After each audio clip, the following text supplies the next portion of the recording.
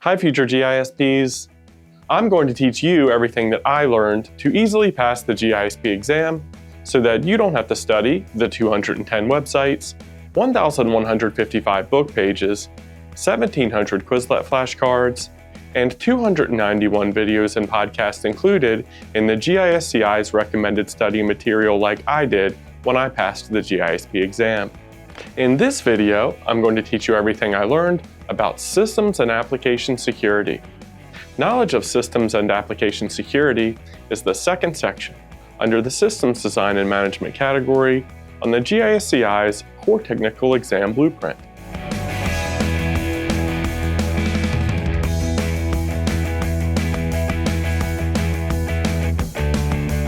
Let's get started. Application security. Application security is the process of finding, fixing, and preventing vulnerabilities in applications so systems and data stay safe. GIS applications often contain sensitive information, like infrastructure, utilities, addresses, and government data, so vulnerabilities can cause serious harm. The CIA Triad. The CIA Triad is the foundation of all digital security. CIA stands for confidentiality, integrity, and availability. Confidentiality. Confidentiality ensures only authorized users can access information. Integrity. Integrity ensures data is accurate, reliable, and unaltered. Availability. Availability ensures GIS systems and data are accessible whenever users need them. Secure coding. Secure coding ensures applications are written in a way that minimizes vulnerabilities. Common techniques include input validation, output encoding, and avoiding hard-coded credentials.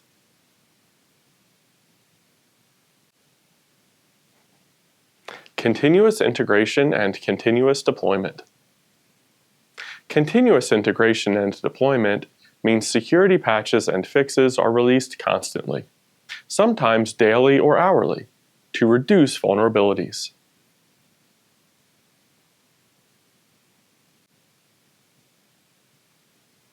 To enforce application security, developers use a variety of testing techniques designed to uncover weaknesses. Let's take a look at the testing techniques used to uncover security vulnerabilities. Static testing. Static testing analyzes application code without running it, catching vulnerabilities early. Dynamic testing. Dynamic testing analyzes running applications and simulates attacks. Interactive testing. Interactive testing combines static and dynamic testing to provide real-time vulnerability feedback.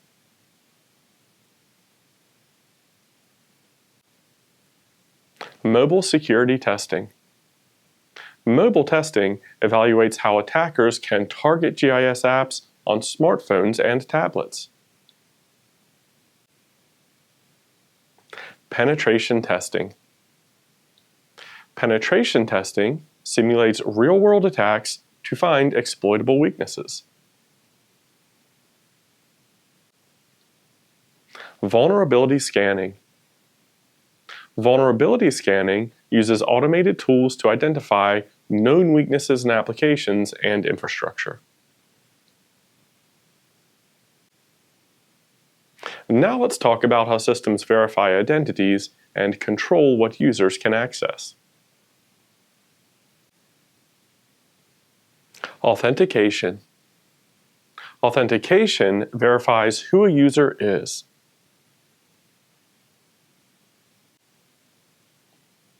Authorization.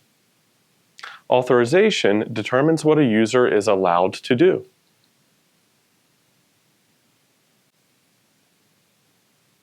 Role-based access control. Role-based access control assigns permissions based on job duties.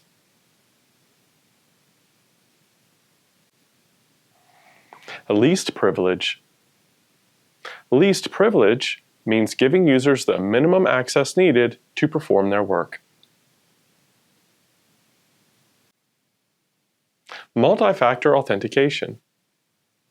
Multi-factor authentication adds a second verification method, like a text code or app approval.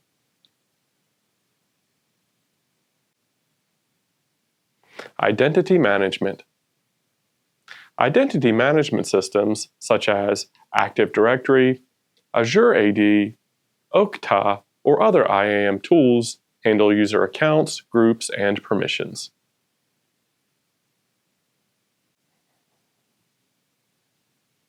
Single sign-on. Single sign-on allows users to log in once and access multiple systems, including ArcGIS Portal and other enterprise apps. Authentication protocols. Authentication protocols define the secure rules and processes systems use to verify users' identity and confirm they are who they claim to be. Authentication protocols commonly used in enterprise GIS include SAML, OAuth 2.0, OpenID Connect, and Kerberos. SAML. SAML is used for single sign-on and federated identity management. OpenAuth 2.0. OpenAuth 2.0 provides token-based authentication for APIs and cloud services. OpenID Connect. OpenID Connect is an identity layer built on OpenAuth 2.0.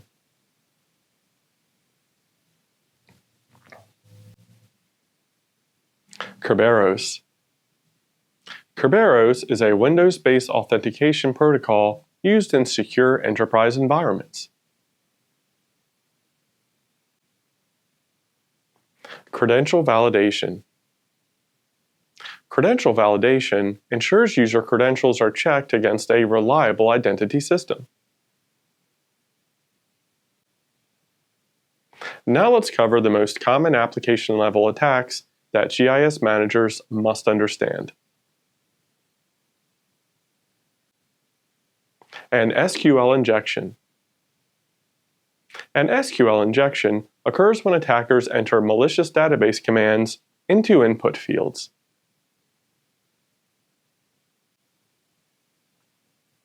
Cross-site scripting. Cross-site scripting allows attackers to inject malicious scripts into web pages users are viewing. Cross-site request forgery.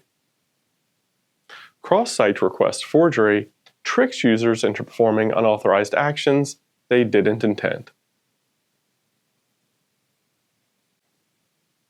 Session hijacking.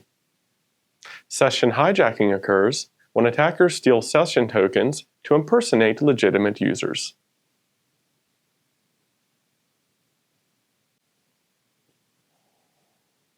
Privilege escalation. Privilege escalation occurs when attackers gain higher-level access than intended. Man-in-the-middle attacks. Man-in-the-middle attacks intercept data traveling between clients and servers.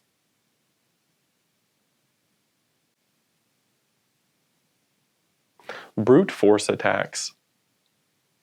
Brute force attacks repeatedly try different passwords until one works. API key theft. Attackers steal or guess API keys to access web services. Token replay attacks. Token replay attacks reuse stolen access tokens to impersonate users. To prevent these attacks, developers use secure coding practices. Let's take a look at some secure coding and defensive practices. Input validation.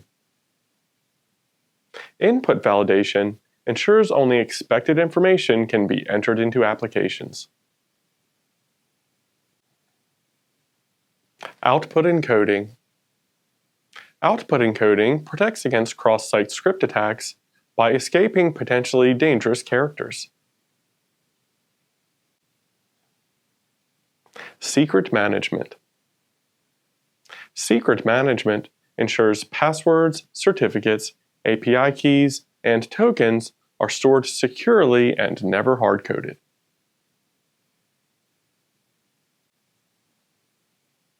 Error and exception handling. Error handling prevents applications from exposing sensitive details in error messages.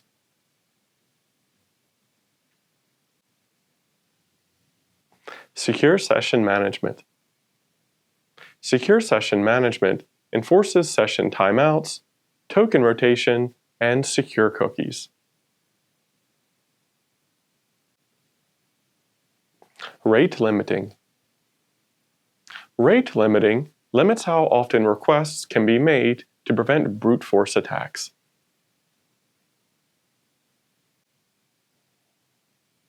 Dependency management. Dependency management ensures third-party libraries are kept up to date and free from known vulnerabilities.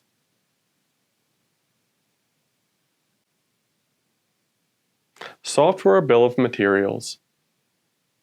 A software bill of materials lists all libraries and components inside an application, helping organizations track vulnerabilities.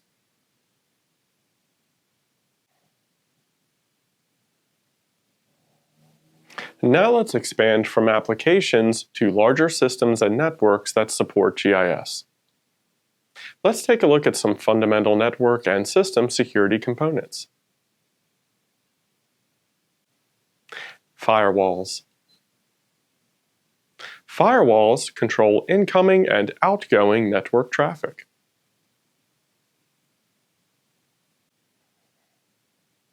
Network segmentation. Network segmentation separates critical systems to contain breaches. A DMZ. A DMZ hosts public-facing GIS services while isolating internal networks.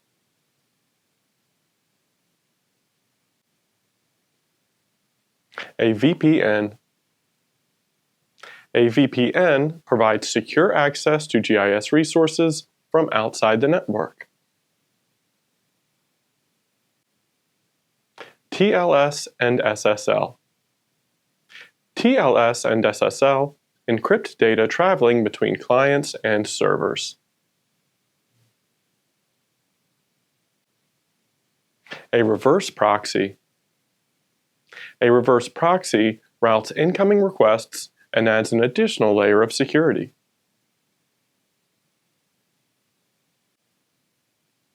Load balancers. Load balancers distribute traffic across multiple servers to improve reliability and performance.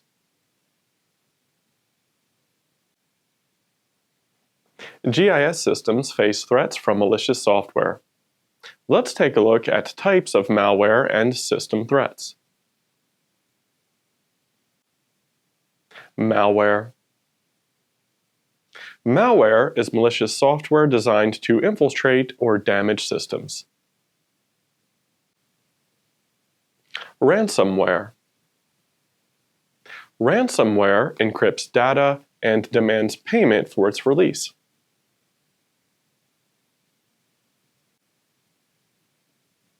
Viruses. Viruses attach themselves to legitimate programs and replicate.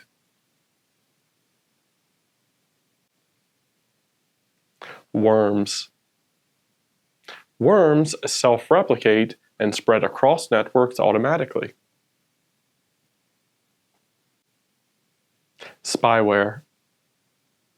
Spyware secretly collects sensitive user information.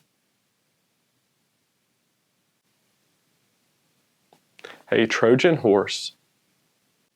A Trojan horse appears to be legitimate software, but provides hidden access for attackers.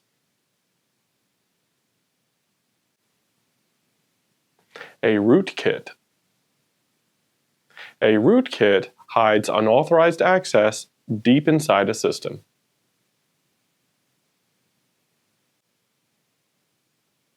Fileless malware. Fileless malware uses built-in system tools instead of files, making it very difficult to detect. Adware. Adware serves unwanted advertisements and may track activity. System hardening protects GIS servers, databases, and infrastructure from malware and malicious attacks. Configuration hardening.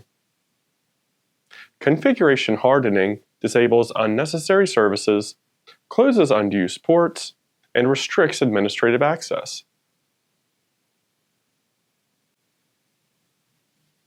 Patch management. Patch management ensures servers and software receive updates and security patches quickly. Secure baselines. Secure baselines provide standardized configuration templates to ensure consistent security settings.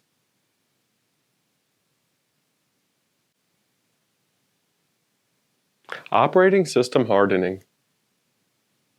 Operating system hardening enforces secure policies, file permissions, and service restrictions.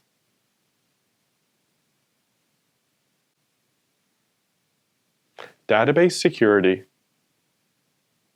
Database security protects enterprise geodatabases from unauthorized access and malicious queries.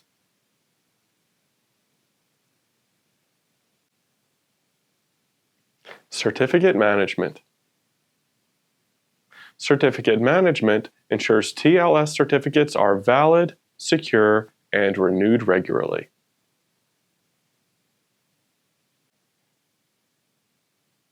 Security requires visibility into what users and systems are doing. Let's take a look at logging, monitoring, and security visibility. Logging. Logging records actions taken onto applications and systems. Audit trails. Audit trails capture who accessed what data and what changes were made.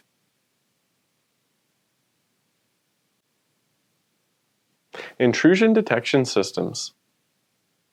Intrusion detection systems identify suspicious or malicious activity.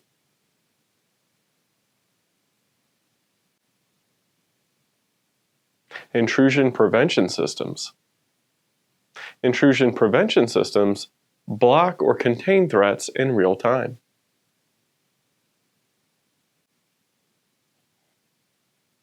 Security information and event management.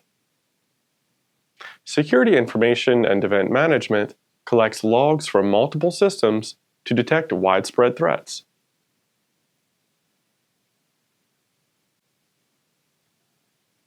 ArcGIS Monitor.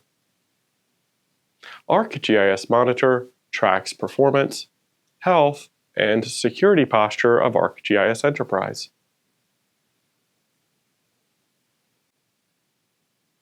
Because GIS increasingly relies on cloud hosting, it's essential to understand cloud security principles. Let's take a look at cloud and hosted GIS security. The shared responsibility model. The shared responsibility model means cloud providers secure infrastructure while you secure configurations, identities, and data.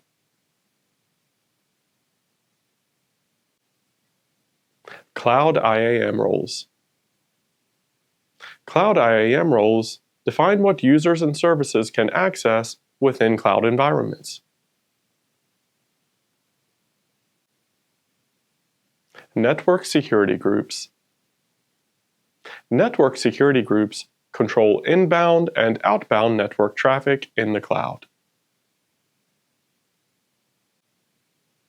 Key management services. Key management services secure encryption keys used for cloud-hosted data.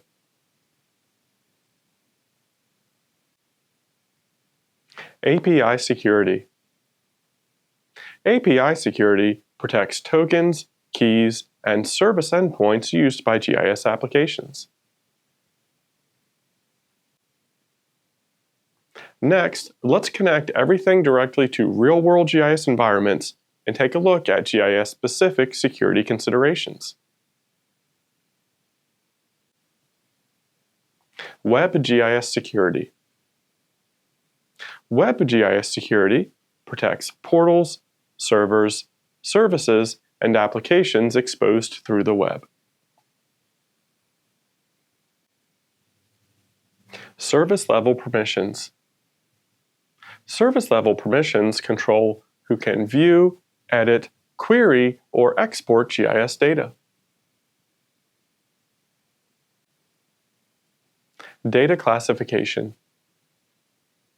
Data classification labels datasets as public, internal, confidential, or restricted. Metadata security. Metadata security protects connection strings, schema details, and service information.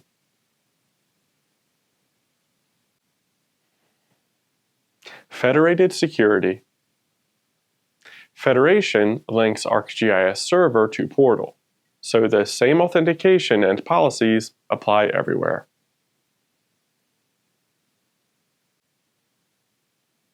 Enterprise geodatabase security.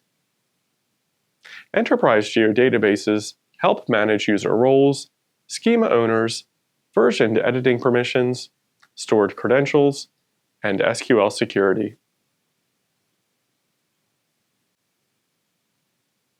Finally, security also means ensuring GIS systems can survive failures, outages, or attacks. Let's take a look at backups, resilience, and disaster recovery. Disaster recovery. Disaster recovery focuses on restoring systems after disruptions.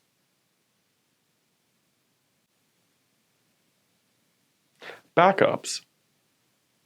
Backups store copies of data in secure, separate locations.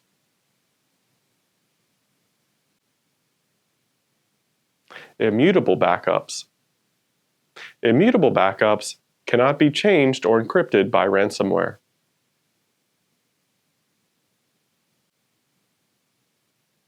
Recovery point objective. The recovery point objective defines how much data loss is acceptable. Recovery time objective. The recovery time objective defines how quickly systems must be restored after an incident.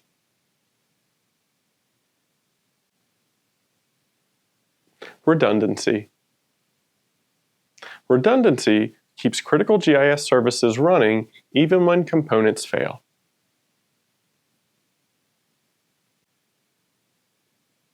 Failover systems. Failover systems automatically switch to backup servers during outages. Now you know everything I learned about systems and application security to easily pass the GISP exam. Don't forget to thumbs up and subscribe to my channel so I can keep helping people pass the GISP exam and build the rewarding careers in GIS that they deserve. You can also find everything I learned to pass the GISP exam in my book, The Ultimate GISP Exam Study Guide, available on Amazon. My study guide is a comprehensive, easily understandable, graphical, all-in-one resource for passing the exam. You can find the link to my study guide in the description below. Thanks for joining me, and congratulations in advance on passing the GISP exam.